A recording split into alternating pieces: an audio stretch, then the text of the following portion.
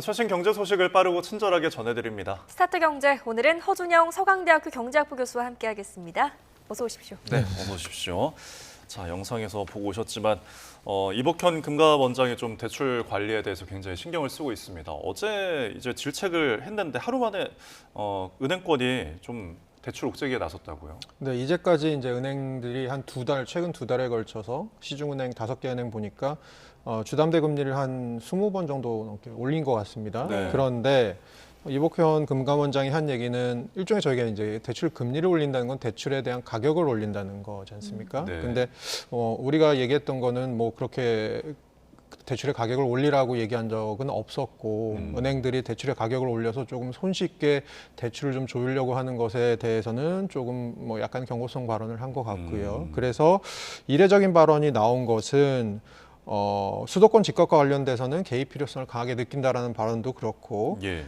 은행 자율성 측면에서 이제까지는 개입을 좀 적게 했지만 앞으로는 부동산 시장 상황 등에 비춰서 개입을 더 세게 하겠다라는 얘기는 결국은 굉장히 조금 금리 추세와 관련해서 개입 필요성을 이렇게 명시적으로 내비친 적이 별로 없거든요. 네. 그런 측면에서는 굉장히 좀 이례적이라고 볼 수 있고요.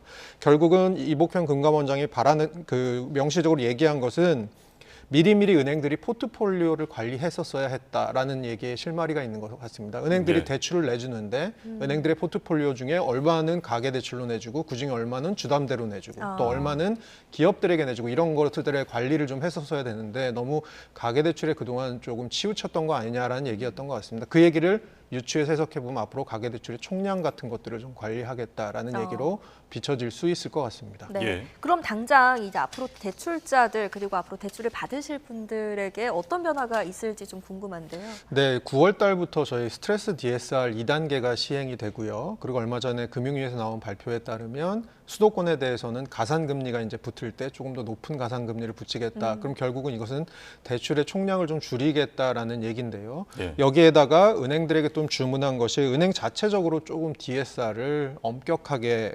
적용해달라라는 것도 있고요. 네. 저희가 이제 거치 기간이라는 게 있거든요. 대출 네. 내시면 이자만 갚아도 되는 기간, 원금은 안 갚으셔도 되는 기간이 있는데 이런 것들을 일시적으로 거치 기간을 두는 걸 중단하고 그리고 또 하나 조금 눈여겨볼 것은 최장 대출 기간을 좀 축소한다. 기존에 50년 만기 대출에서 30년 만기 대출 쪽으로 가겠다. 이게 이제 뭐 KB에서 나오는 얘기이기도 한데 이거는 예. 결국은 대출할 수 있는 기간이 줄어들면 한 달 갚아야 되실 원금이 좀 높아지시면서 그렇죠. 결국 대출량 자체가 또 줄어들 수가 있거든요. 그리고 네. 저희 다주택자들에게는 생활자금으로 이제 주담대를 내주던 것들이 있는데 요것들을 제한하겠다. 이런 여러 가지 조치인데 결국은 이 조치들의 공통점이 무엇이냐라고 생각해 보면 아무래도 대출의 양을 이전과는 달리 조금 더 줄이겠다. 최근 들어서 어쨌든 간에 가계대출이 그러니까 한 달 새 은행권에서 나가는 것만 해도 주담대가 한 5조에서 7조. 이번 달에는 1일에서 23일 동안 거의 한 6조, 7조 정도 지금 나가고 있는 상황. 이게 증가율이 굉장히 가파른 상황이거든요. 이거에 좀 제동을 걸겠다라는 얘기로 보입니다. 네. 네. 그러면 이 같은 조치가 앞으로 집값 상승세에 어떤 영향을 좀 미칠 거라고 전망하세요? 그러니까 뭐 이거는 사실 한편으로는 집값 상승이라는 게 한번 올라가기 시작하면 관성이 좀 있어서 당분간 네. 지속될 거라는 얘기도 있고 또 한편으로는 이제 반대 입장 가신 분이 논 거 한 2가지 정도가 있으신 것 같아요. 좀 균형 있게 소개를 드리면 반대쪽 논 거는 첫 번째로는 집값이 대부분 수도권 중심으로 전고점 대비 한 지금 90% 이상을 회복한 네. 상황이거든요. 예. 그래서 이미 가격 상승에 대한 피로감이 좀 있는 상황, 경계감이 있는 상황이다라는 게 첫 번째고 우리나라에서 사실은 이제 집을 사실 때 최근에 특히 수도권은 누가 자기 돈으로 집을 사십니까? 대부분 이제 대출을 받아서 사시는데 네. 아무래도 이러다 보면 대출의 총량을 쪼이다 보면 전반적으로 이제 주택을 사시기가 조금 더 부담스러워지는 상황, 뭐 이런 상황이 오는데 요것들이 사실 가지는 단점도 있을 수밖에 없죠. 우리나라에서는 주택 서비스라는 건 일종의 이제 대출을 이용해서 자기가 누리는 부분이 굉장히 큰데 결국은 이것은 빚을 줄인다. 결국은 이제 빚내서 집을 사는 것을 자제해라. 그러면 실수요자 입장에서는 조금 집을 내가 사야 되는 타이밍인데도 대출이 좀 줄어서 사시지 못하는 상황 이런 일도 벌어질 수 있기 때문에 이거는 뭐 양날의 검인 것 같습니다. 네. 뭐 그런가 하면은 지금 언급하신 것처럼 시장 금리가 계속 올라가니까 은행권에서 좀 3분기 역대 최대 실적을 거둘 수 있다 이런 전망이 나오더라고요. 예, 최근 들어서 증권사들에서 이제 3분기 실적이 은행들이 어느 정도 나올 것 같다라고 예상을 하는데 이 실적 예상치를 한 500억 정도 최근에 올렸습니다. 네. 원래는 한 4조 2천억 정도의 예상치가 있었는데 이거는 이제 4대 금융그룹 기준입니다. 예. 네. 근데 요거를 한 4조 7천억 정도로 이제 순이익이 늘어날 것이다라고 얘기를 했고요. 그 전에 저희가 이제 올해 상반기에 어느 정도 은행의 순이익이 났나 혹은 이자 이익이 났나라고 보면 5대 시중은행 기준으로 봤을 때는 상반기 이자 이익이 한 21조 600억 원 정도 돼서 지난해 같은 기간보다 한 3% 정도 증가한 상황이고요. 네.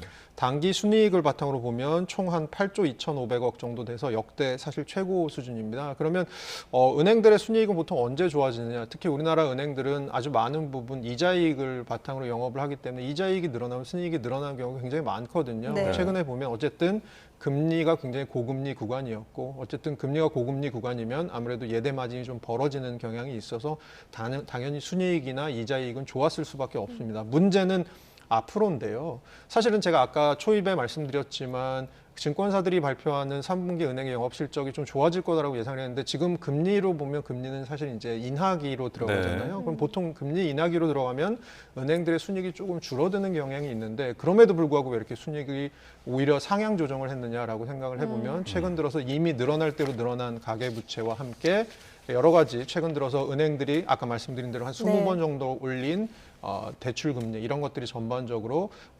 은행들의 실적 감소를 좀 둔화시킬 거다라는 것 때문에 최근에 이러한 상향 조정, 은행들의 이익 상향 조정이 있었던 것 같습니다. 네. 예. 오죽하면 뭐 이자 잔치라는 말이 나오겠습니까? 이런 실적 전망치가 앞으로 또 계속해서 이런 좀 유지가 될 것이다. 상향 조정되는 게 유지가 될 것이다. 이런 중론이 있던데 어떻게 보세요? 네, 저도 좀 갈 것으로 보이고요. 사실 그 대출이라는 게 한번 늘어나면 이걸 갚는데 굉장히 오래 걸리시고 그리고 우리나라 같은 경우는 사실은 이제 변동금리 대출의 비중이 높긴 하지만 네. 그럼에도 불구하고 최근 들어서 은행권들이 조금 자발적으로 금리를 특히 대출 금리 올린 경향이 있거든요. 거기다 시장 금리가 지금 내려가는 상황에서 예금 금리는 또 떨어지고 있는 상황입니다. 그럼 예대 마진이 당연히 조금 벌어진 상황이 당분간은 유지되지 않을까. 그러면 결국은 은행들의 순이익도 좀 좋아질 것 같은데 이러면 또 다음에 나올 얘기 하나 상상해 보실 수 있는 건 상생금융 얘기 분명히 나올 수 있을 것 같습니다. 자, 은행들이 손쉬운 이자 장사를 하니까 조금 상생금융 하자라는 얘기 또 나올 수 있거든요. 예. 그런 측면에서 다음 수순도 좀 예상해 볼 수 있을 것 같습니다. 예, 알겠습니다. 자, 은행권 이야기 살펴봤고요. 다음 소식 살펴보겠습니다. 요즘 대표적인 창업 아이템으로 이제 가게를 차리면은 치킨집에 대한 생각이 좀 쉽게 일기 마련인데 지금 이 치킨 관련해서 시장이 보니까 이제 동네 치킨이죠. 치킨 전문점 수는 줄고 오히려 프랜차이즈 가맹점은 늘었다라는 조사가 나왔더라고요. 네, 맞습니다. 국내 치킨 전문점이 작년에 한 4만 개였는데 2020년에 비해서 이게 한 1,000개 정도 준 겁니다. 4만 1,000개인데 그전에 한 4만 2,000개에서 1,000개 정도가 줄었다. 한 2년 사이에 1,000개 정도가 줄었다고 생각하시면 되고요. 예. 이 4만 개라는 숫자가 어느 정도인지 물론 저희가 길거리를 돌아다니다 보면 치킨집이 굉장히 많아서 그렇습니다. 어느 정도인지 잘 모르실 것 같은데 우리나라 치킨집이 한 4만 개가 있고 편의점이 한 5만 곳이 있고요. 그리고 전 세계 맥도날드가 3만 4천 곳 있습니다. 예. 그러니까 우리나라에 사실은 치킨집이나 편의점, 특히 치킨집 같은 경우는 얼마나 많은지 생각을 해보실 수 있을 것 같은데요. 네. 그러면 이렇게 치킨집이 한 2년 사이에 1,000개 정도 줄 때 프랜차이즈 가맹점은 치킨집은 어느 정도 됐냐? 그러면 한 2만 7천 개에서 3만 개 정도로 3천 개 정도 오히려 늘었습니다. 많이 그러면 늘었네요. 이 상황을 종합해 보면 치킨집은 일부 폐업을 하고 있는 상황이고 새로 생기고 있는 치킨집인데 그 치킨집들은 대부분 프랜차이즈 치킨집이다라고 생각을 하시면 될 것 같고요. 영세한 치킨집, 프랜차이즈가 아닌 치킨집은 점점 저희가 사실 현실에서 봤을 때도 보기 좀 힘든 상황이 예. 벌어지고 있는 것이죠. 네, 동네 치킨집이 더 맛있는 것 같은데 이유를 잘 모르겠습니다. 그런데 그러면 프랜차이즈 치킨집이 왜 이렇게 늘고 있는 건가요? 이게 그 주문앱의 성장하고 굉장히 관련이 있는 것 같습니다. 사실 이제 저희 말씀 방금 나눴지만 동네 치킨집은 사실 돌아다니면서 볼 수 있잖아요. 그러면 예. 오늘 집에 들어가다가 치킨 하나 사갈까라고 생각하고 치킨을 사가실 수 있는 상황인데 그 눈에 보이니까요. 네. 근데 주문앱 같은 데가 최근에 많이 이제 사용하시는데 주문앱을 들어가시면 일단 뜨는 게 치킨을 선택하시면 프랜차이즈 치킨 회사들의 상에 이제 있죠. 광고도 있고 그다음에 프로모션이라고 해서 조금 홍보하면서 좀 뭐 끼어 팔기 이런 거 좀 싸게 주고 이런 거 할인 행사 이런 걸 하니까 아무래도 온라인에서는 눈에 보이는 게 주로 프랜차이즈 치킨들이다 보니까 결국은 이 프랜차이즈 치킨들로 몰릴 수밖에 없는 상황 이런 상황이 벌어지는 게 아닐까. 제일 큰 건 온라인 주문인 것 같아요. 우리나라 사실은 온라인 유통 시장을 보면 뭐 치킨집 같은 경우만 해도 지금 뭐 거의 한 25조 뭐 이렇게 음식 서비스 전체만 해도 예. 25조 정도. 우리나라 1년 GDP가 한 2,000조라고 생각하면 사실은 예. 25조라는 금액이 그렇게 작지 않은 금액. 그러네요. 예, 음식 배달만 해도 이렇게 된다라고 생각하시면 될 것 한 같습니다. 분야에서 1% 이상이면 굉장히 큰 네, 수치이죠. 근데 치킨집이 포화가 됐다는 이야기는 사실 몇 년 전부터 꾸준히 나왔던 거잖아요. 그럼 이 대목에서 궁금한 거는 정말 프랜차이즈 치킨집을 차렸을 때 실제로 내가 돈을 더 많이 벌었느냐 수익성에 대한 의문이 생기거든요. 예, 그러면 이게 매출액가 치킨 가맹점의 월 평균 매출액을 봐야 되는데요. 저희가 코로나가 있기 이전 2019년에 한 1,000만 원을 좀 넘었습니다. 평균 네. 매출액이. 근데 매출. 이게 2022년 말 코로나 한 2년 차로 되니까 한 700만 원 정도로 조금 떨어지게 됩니다. 네. 그리고 최근 들어서 나온 통계는 정확히 잡힌 통계는 아닙니다만 예. 월 평균 치킨집 하나에 지금 매출이 지금 뭐 한 300만 원 정도, 그러니까 순이익이 300만 원 정도 조금 상회하는 수준까지 떨어져 있다라는 얘기가 돼 있는데요. 결국은 예. 그러면 생각해 보면 한 달에 300만 원 정도 순이익 내서 이거 어떻게 팔지? 그러다 보면 결국은 이제 가족이 같이 일을 하게 되고 여러 가지로 뭐 아르바이트를 좀 줄이게 되고 여기 점점 영세화하게 되는 것 같은데요. 이런 측면에서는 사실 치킨집이 굉장히 포화된 상황이 가장 큰 원인 같습니다. 아까 말씀드린 대로 치킨집 숫자 자체가 뭐 4만 개가 넘다 보니까 경쟁도가 높을 수밖에 없고요. 그리고 치킨집 자체에서 물론 맛도 다르고 파는 상품도 조금씩은 다릅니다만 저희가 볼 때는 크게 보면 치킨이라는 측면에서는 굉장히 경합도가 높은 그런 측면이 있는 것 같습니다. 예. 네, 뭐 전문가들은 이런 추세가 계속되면 프랜차이즈 업계 간에 또 경쟁도 과열될 것이다 이런 분석도 있더라고요. 앞으로 좀 지켜봐야 될 것 같습니다. 다음 주제로 한번 넘어가 볼게요. 증시 얘기를 좀 해볼 텐데 파월 의장의 발언 이후에 지난 금요일 뉴욕 증시가 상승 마감했습니다. 그런데 이게 우리나라 증시에는 그렇게 호재로 작용하지는 못한 것 같습니다. 네, 아무래도 우리나라 증시에서는 이제 워낙 반도체 기업들에 대한 비중이 지금 높은 상황인데 외국에서 지금 피크아웃 얘기가 좀 나오기 시작합니다. 반도체라는 건 결국 이제 사이클이 있고요. 예. 특히 우리나라가 잘 하고 있는 메모리 반도체 같은 경우 특히 사이클을 좀 많이 타는데요. 예. 올 3분기 정도가 또 사이클의 정점이 아니냐라는 얘기들이 외국의 리포트들로 좀 나오고 있는 부분도 있고요.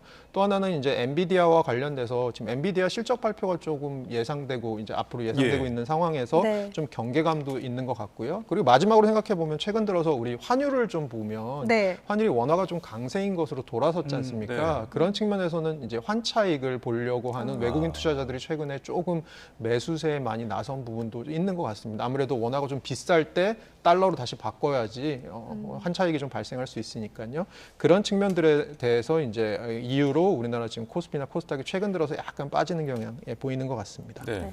뉴욕 증시도 살펴보면은 지금 간밤에 뭐 다우는 약간 상승을 했지만 뭐 나스닥이나 S&P는 좀 하락을 한 모양이거든요. 결국에는 이 상승 랠리가 계속됨에 있어서 조금 피로감 혹은 엔비디아 실적을 두고서 관망세 이런 것들이 반영이 됐을까요? 네, 아무래도 두 가지 이유가 다 있는 것 같고요. 다우는 좀 올랐고 산업지수죠. 다우는 예. 좀 올랐는데 나스닥 기술주 중심의 나스닥이 좀 빠지고 하는 걸 보면 아무래도 엔비디아 실적 발표가 너무 중요한 것 같습니다. 뭐 예. 최근 들어서는 엔비디아 실적 발표를 1년에 한 번 열리는 가장 큰 스포츠 행사인 슈퍼볼에 비유하는 그런 기사도 지금 본 적이 있는데요. 네. 1년에 4번 하는 실적 발표인데 저희가 좀 볼 부분이 엔비디아에서 자체 추산한 1분기 때 이제 발표한 2분기의 실적이 매출이 어느 정도 될 거냐라는 게 한 280억 정도로 달러 정도로 보고 달러죠. 있고요. 예. 네. 그다음에 시장에서는 한 요것보다 약간 높은 한 286억 달러 정도로 보고 있습니다. 예. 그런데 항상 엔비디아가 실적 발표를 할 때마다 보면 자체 전망치를 한 8%에서 한 20% 정도 넘기더라고요. 아, 그래요? 그런 측면에서 이번에 엔비디아의 실적이 한 300만 달러를 넘길 수 있다라고 볼 수도 있을 것 같고요. 만약에 이런 실적이 실현이 되면 또 이게 굉장히 증시에 호재로 작용할 가능성이 크고요. 실제로 엔비디아가 가장 많이 외주를 주고 있는 TSMC 대만의 예. 파운드리 기업이죠. TSMC 지금 밀려 있는 주문량이 엄청난다고 한 거를 보면 결국은 이 실적이 좀 유지되지 않을까라는 측면이 하나 있고요. 근데 또 하나 조금 저희가 경계해서 보아야 될 부분은 엔비디아가 작년 4분기에 매출 실적이 260% 넘게 상승했고요. 예. 올 1분기 넘어올 때도 또 한 260% 정도 상승했어요. 이렇게 예. 사실은 한 분기 지날 때마다 한 2배 반 정도의 매출 신장을 이루는 기업이 사실 거의 없잖아요. 그렇습니다. 이번에는 매출 신장률이 이렇게 따져보면 그것보다는 좀 못할 것 같지만 그럼에도 불구하고 엔비디아의 성장세는 지속될 것으로 보여서 이번에 또 증시에 좀 호재로 작용할 부분이 저는 분명히 있을 것 같습니다. 네, 예. 엔비디아 실적이 발표되면 그것에 관해서도 다시 한번 이야기 나눠보도록 하겠습니다. 지금까지 허준영 서강대학교 경제학부 교수와 함께했습니다. 잘 들었습니다. 고맙습니다.